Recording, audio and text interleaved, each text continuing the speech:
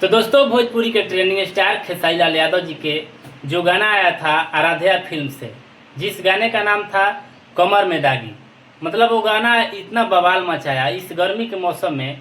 कमर में दागी ना बाकी आगी तो जरूर लगा होता। गाना हम ये कहम कि कमर में दागी ना बाकी आग जरूर लगा होता अपना भोजपुरी में। कहे से कि 2026 के सबसे बड़ा सॉन्ग खेसारी लाल यादव जी के वो कमर में दागी, मतलब आज भी ट्रेंड करता।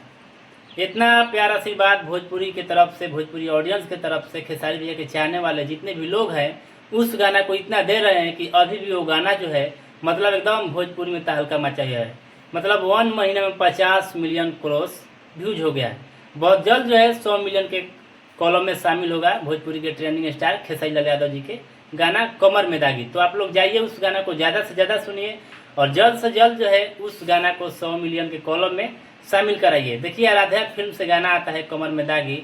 मतलब गाना आने के बाद 2026 में लगन स्पेशल गाना था वो, और किसी का गाना नहीं चला बल्कि ओनली वन ट्रेंडिंग स्टार खेसारी लाल यादव जी का गाना आज जो है 50 मिलियन प्लस उसका व्यूज भी हो गया है। तो आप लोगों का प्यार आशीर्वाद के बदौलत जो है कमर में दागी अभी भी आग लगा रहा है अपना भोजपुरी में। बाकी आप लोग को ये अपडेट देना हमें जरूरी लगा कि चलिए जो एक और गाना है बहुत जल्द जो है 100 मिलियन के कॉलम में शामिल होगा। और तमाम जो है लोगों का गाना भोजपुरी इंडस्ट्री में आया था।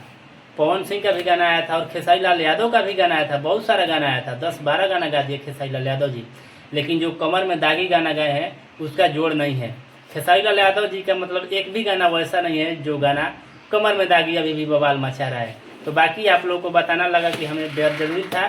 चलते हैं किसी नए अपडेट के साथ। आप लोग कमर में दागी को जल्द से जल्द 100 मिलियन प्लस कीजिए। ये था अपडेट और thank you. I love you all Bhojpuri समाज।